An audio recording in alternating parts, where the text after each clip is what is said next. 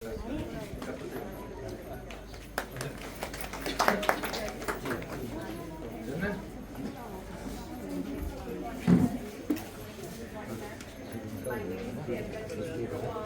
आपको एनीमिया के बारे में कुछ चीज़ें बताना चाहती हूँ।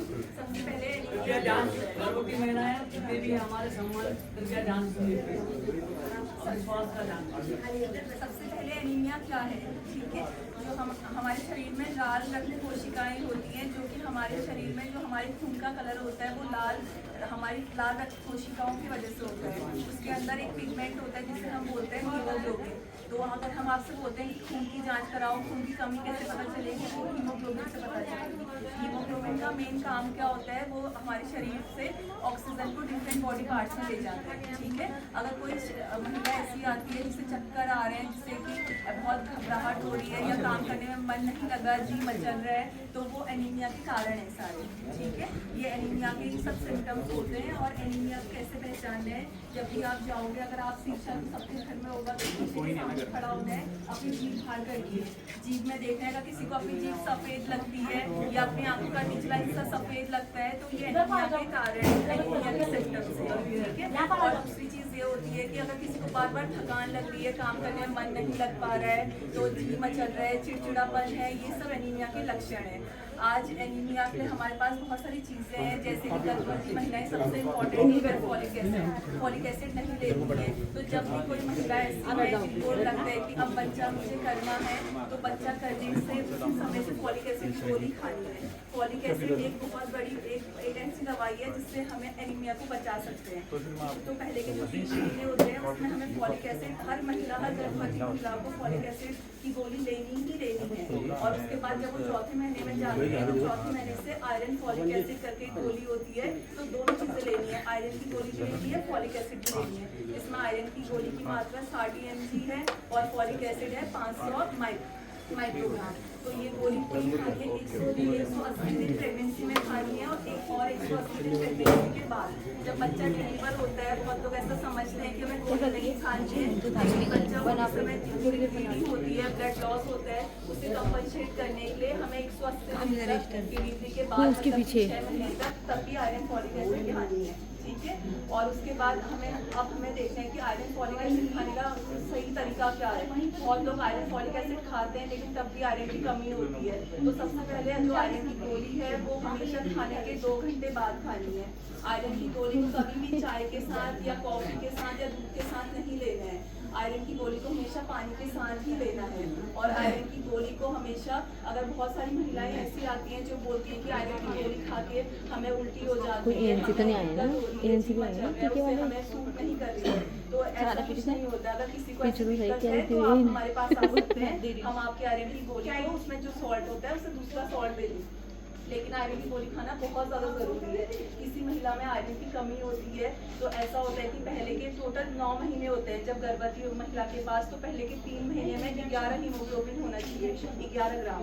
दूसरे के 3 महीने होते हैं, मतलब तीसरा जो चौथा, पाँचवा, छठा महीना होता है उसमें 10.5 भी होगा तो वो भी नॉर्मल होता है। और लास्ट के जो 3 महीने बचते हैं उसमें भी 11 ग्राम से ज़्यादा ही खून होना चाहिए। अगर उससे कम है तो हमारी भारत सरकार ने उसे माइल्ड, मॉडरेट, सीवियर की कैटेगरी में एनीमिया को डिवाइड कर दिया है।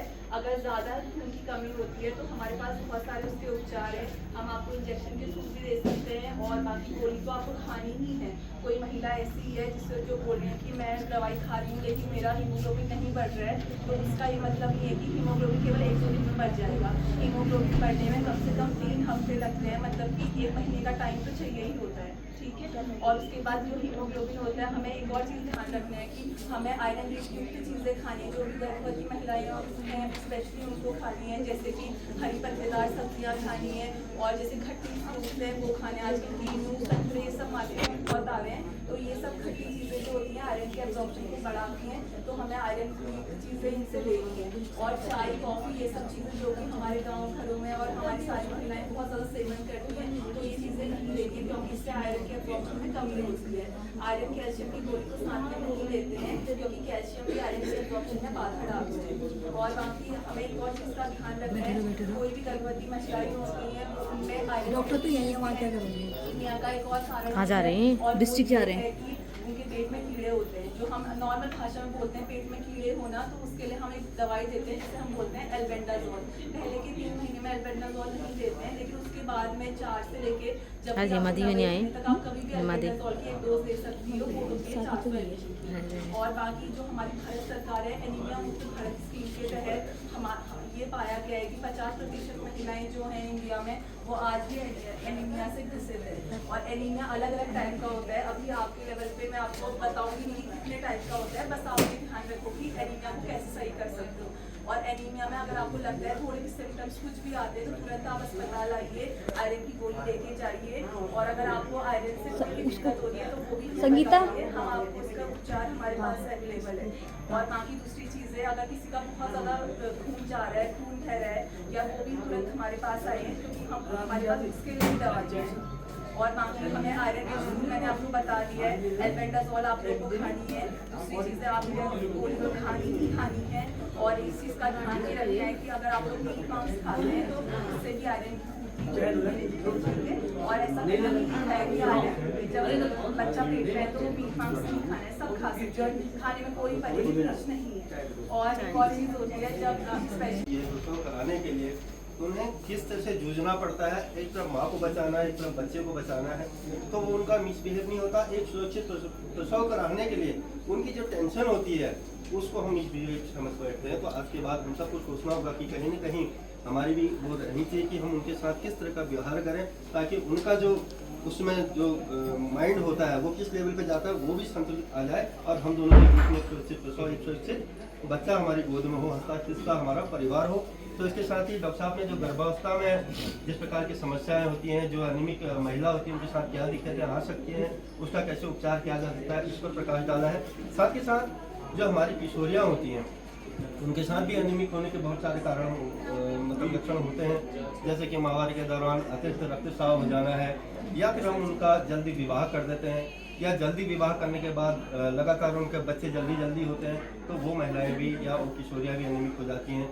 जहाँ तक हमारी किशोरियों पर प्रभाव पड़ता है कि उनका शारीरिक विकास रुक जाता है, उनकी पढ़ाई पे या स्मरण शक्ति पे प्रभाव पड़ता है, उन्हें किस लगातार सांसें फूलती या चलने में या काम करने में थकावट हो सकती है, जो हम कहते हैं हमारी लड़की कमज़ोर है। तो हमें दिखाना चाहिए कि कहीं वो एनीमिक तो नहीं है। अब हमारे जो है छोटे छोटे हमारे जो हैं स्वास्थ्य केंद्र हैं, यानी कि हमारा जो सब सेंटर स्तर तक की सुविधाएं हमारे द्वारा दी जा रही हैं। तो आज हम सबको जागरूक होने की जरूरत है। सरकार तो अपनी योजनाएं ला रही है, लेकिन हमें सबको जागरूक होने की जरूरत है। जब हमको जानकारी देने के लिए ग्राम स्तर तक कार्यकर्ता मौजूद है, तो हमें उनके पास जाकर के बेझिझक होकर के पूछना पड़ेगा कि हमारे को ये दिक्कत है, तो इसमें हमारे लिए कौन सी सुविधाएं हैं, तो हमें भी जागरूक होना पड़ेगा। अब मैं अभी हमारे माननीय मुख्य अतिथि यहाँ पर हैं, मैं चाहूँगा कि किसी गर्भवती महिला का यहाँ पर एक ब्लड टेस्ट किया जाए, ताकि मंत्री जी खुद ही देखें कि किस प्रकार से हमारे यहाँ पे टेस्ट किया जाता है। हमारे जो वर्कर्स हैं और एक गर्भवती महिला कृपया यहाँ पर है, आश्रम से मेरा मोस्टली जो एनीमिया मतलब हमारे शरीर में खून की कमी होगी, खून की कमी होने से बहुत सारी परेशानियाँ हो सकती है, मेरे से पूर्व वक्ताओं ने बता दिया है। और ख़ासकर गर्भवती महिलाएं गर्भावस्था के दौरान पे एनीमिया खून की कमी होने का चांसेस ज़्यादा रहता है। तो ऐसे में गर्भवती महिला अगर खून की कमी होगी तो उसकी गर्भावस्था के दौरान उसकी दिक्कत हो सकती है, प्रसव के दौरान दिक्कत हो सकती है, उसकी मृत्यु भी हो सकती है, और प्रसव के बाद जो उसकी खून ज़्यादा बह सकता है। और गर्भवती महिला के गर्भावस्था में जो अंदर जो गर्भ में जो नवजात बच्चा पल रहा है उसके स्वास्थ्य पर भी असर करता है।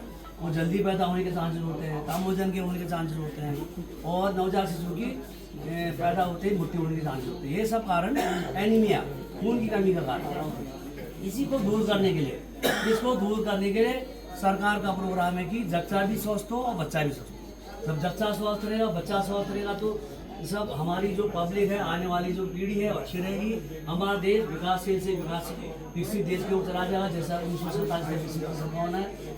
अब इसमें